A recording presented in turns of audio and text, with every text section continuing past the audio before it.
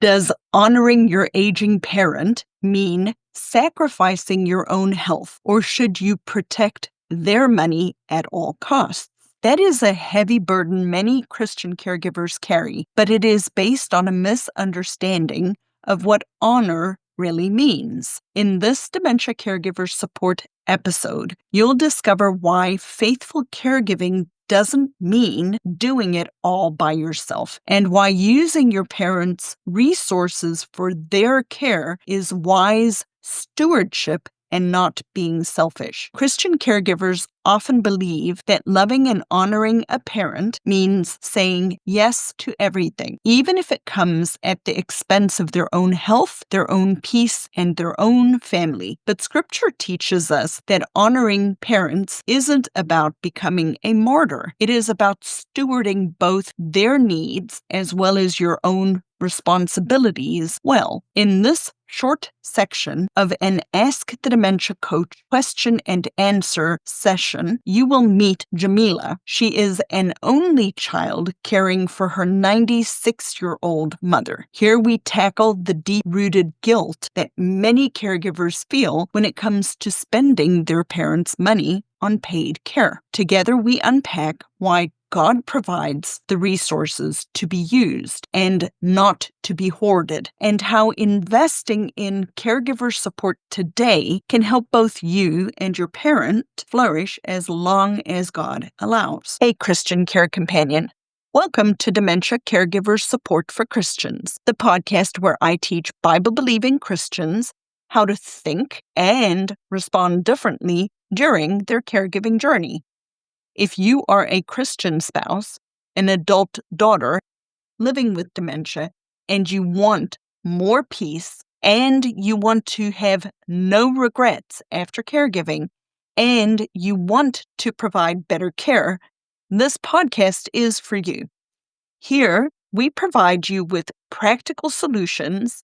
We give you hope and encouragement for your caregiving journey and provide you with recommendations that align with your Christian faith. Today, you'll be getting a glimpse into a conversation from a recent Ask the Dementia Coach question and answer session. You, as well, can have an opportunity on April 24th to have this kind of support. The registration will open soon. But in the meantime, if you haven't yet attended our free monthly workshop, the enrollment is now open for the April 12th workshop at 12 p.m. Eastern. This 2-hour live and very interactive workshop is well worth your time. You will learn how to immediately decrease or reduce your caregiver overwhelm and stress in 3 easy steps. This workshop is designed to take you on a journey and will give you the very first step every caregiver does need in order to be a confident caregiver. The link is in the show notes, or go to thinkdifferentdementia.com and register under the free Resources tab. So let's listen to today's conversation with Jamila about providing for her needs as a caregiver, as well as taking care of her 96-year-old mother at the same time. Let's dive right in. Jamila, I'm so excited you were able to come. Thank you for being here. I have a question that I start everybody out with because it helps me to get everybody on the same page. So let's say it is about 6 months from today and things are easier for you as a caregiver. What does that look like for you? How can I have more time to take a break? Okay. And have some people who can, just have a break from each other. I'm a caregiver for my mom. Okay. And so I just think some time for myself would be good. Okay. Well, that is a very good insight, and I love how you're thinking. And so what is the biggest thing holding you back from achieving that, getting some time back? Is it knowing what to do or how to change things? Is it because your family's not on the same page, not helping you? Or is it your own feelings of stress or guilt or overwhelm? What's the thing holding you back from creating that time? I think it's resources, where to find the help. Okay. So Where do information. people come from? I mean, I'm the only child, so I don't have siblings. Okay. And so, what are some of the resources I can tap into to make this happen? Okay. I think that is a very good question, and I'm so glad you're here to ask it. So let me ask a couple of now I get to ask my clarification questions to better help you. Where do you live? Do you live here in the US? Yes, I live in Chapel Hill, North Carolina. Okay, North Carolina, not too far from me. And do you live with your mom? Yes, she Okay. lives with me. I love that you said that because I tell people I'm a recovering healthcare provider, and it is always interesting. Sometimes I'll say, "Does your mom live with you, or do you live with your mom?" Then when people say, "My mom lives with me," I know that it's your home and your mom's living with you, right? And Right, if I tell people say it in a different way, I know that it's mom and dad's home and the kids are living with her. right, right. It's a nuance, but it's Mhm. important. The mom lives with you. And how old is your mom? 96. Okay. And do you still work? I know that, No, I'm retired now. okay, retired. So your mom is on Medicare, correct? Yes. Does she have Medicaid? No, she doesn't. Okay. She's just on Medicare. She doesn't qualify for Medicaid. All right. So do you guys go to church? No, my mom, I shouldn't say no. Mom has, she's not mobile. And I moved her down here from Washington, D.C. Okay. about 3 years ago. And so, what we do on Sunday mornings, we watch her church service from D.C. Mm-hmm. on TV. And She goes to church, though. yeah, no, Conversations 100%. she I will, understand. she thinks she's at church, but she really isn't. You know what I'm saying? But But it's her church. It's her church. It's her minister, so I plug her in that way. okay. We worship service that way. Before your mom came and moved in with you, were you plugged into a local congregation? No. Okay. So, a couple of ways to get help. And I don't need specifics, but it helps me to kind of get into a ballpark because there are some free resources, but they're more limited, right? You mentioned that you don't have any siblings. So obviously, siblings would be a resource that we could tap so that you can get away from the house. Another resource is church. There was a church community around you. You could ask the church for some people to come stay with you. So those are not options that are open to us. So the next two options are the free resources that are typically run through your area agency on aging in North Carolina. There is some respite money available for people living with some form of dementia that will pay for paid caregivers to come into the house, right? So that is one option. You mentioned your mom has too many assets to be able to qualify for Medicaid, right? At a 96-year age, it is not in your best interest to try to make her quote unquote Medicaid proof, right? Because you have to have a 5-year look back period before she would qualify for Medicaid, which means we have to use the resources available before we can tap into that avenue. Okay. So, having said that, your mom lives with you and you have to be able to take a break. And I also heard you say to me that you're an only child. Yes. So, I would assume that when your mom passes away, you are her inheritor. You're the person who will inherit her estate. I think it is highly appropriate and suitable to use part of her resources to pay for caregivers to come in to help you so that you can take a break Okay. because you cannot do it by yourself.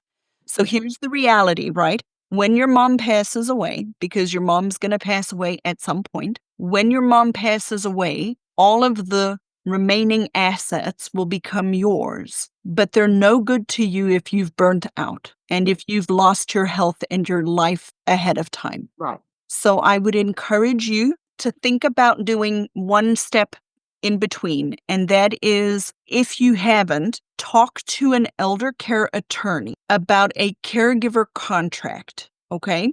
Mm-hmm. Caregiver contracts are a contract that delineates and enumerates what your, for lack of a better word, reimbursement are for the services that you're rendering. Got Okay. So your mom is receiving some sort of an income, Yes. whether it be from Social Security, retirement, whatever. Right. But if you sit down with an estate attorney and you are able to plan out and say to the estate attorney, her rent, her food, all of these things are line items. This is how much it costs. And I need paid caregiver assistance, X amount of hours per week, 6, 12, whatever. This is what it costs. Set up a contract that her money is paying you for those resources and services, Mm-hmm. and you use some of her assets to pay for private duty Okay. medical home health care, and you build in your time to get away, Thank you. particularly if your mom has assets. And I would encourage you to use the liquid assets first, like her Social Security, to Right. pay for that, because that's going to go away when she passes, Right. right? But Right. what I want to give you permission and what I want you to hear very clearly is, I know that you're likely feeling guilty using your mom's money. Yep. You shouldn't. You are providing 24-hour care to your mother, which if Yep. she was in a nursing home or in a facility, depending on where you're at and what Yeah. type of facility, is $6,000 to $12,000 a month. Yeah. So what's the barrier? And this is a rhetorical question for you to Yeah. think about. What's the mindset barrier you have for using some of those assets to buy back your time so you can do this marathon for an extended period of time? Yeah. You make a good point. It's just, like you said, it's the guilt. I Well, don't it's I mean, it's not, it's not like I'm doing anything wrong, but I'm just no. saying, it's just always been her money, you know what I'm saying? And Does it make you feel a little bit better by having somebody unpack it and telling you that it is not oh, for wrong? sure. Oh, for sure. This is great. And to be Oh, yeah. honest, if Me. you're, we all have a different level of comfort related to financial things, right? If it would make you feel more comfortable, do it with an attorney and Right. do a caregiver contract. Right. That feels comfortable. I And then appreciate you that. budget it. You Yeah. budget, but don't shortchange Jamila. Jamila has to have time to take a break, and that is going to cost a paid caregiver to come in and help. Okay. So, does that sit better? Yes. Thank you. This has been very helpful. You are very welcome. So, tell me, what is one step that you're going to take after our conversation today to get you closer to that goal that we set at the beginning? Your goal of actually having more time to take a break. I'm gonna look for an estate attorney. There you go. Yeah. You did so good, Jamila. I'm so happy you're here. Thank you so much. I appreciate it. You are very welcome.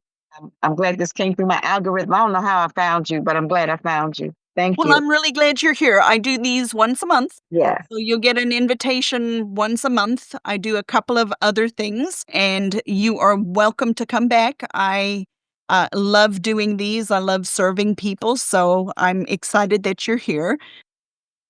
People who are really benefiting from the community are the people who joined earlier on before they need it, and that have been active and are participating in the community, because then they already know what questions to ask and they have a place to come, and they're not constantly wondering, what do I need to do? How do I need to do it? So people listening are interested in tapping into or learning about the community. I'd invite you to just go to the website, thinkdifferentdementia.com. There's a link for you to schedule a 20-minute call. There's no pressure. I'll serve you regardless of whether you join the community or not. But it is a way for you to take this relationship a little deeper, a little bit more hands-on support, because really the research also shows it's longitudinal support over time. Absolutely. Yeah. For sure. I would highly recommend Lizette. She's awesome. Tracy, I appreciate that endorsement. You And are welcome. thank you everybody for listening today. And as I try to remember, I don't always remember. May the Lord bless you and keep you, and come back and listen some more. I'm hoping to do more of these coaching style episodes. So come back and check us out. And thank you for being here today.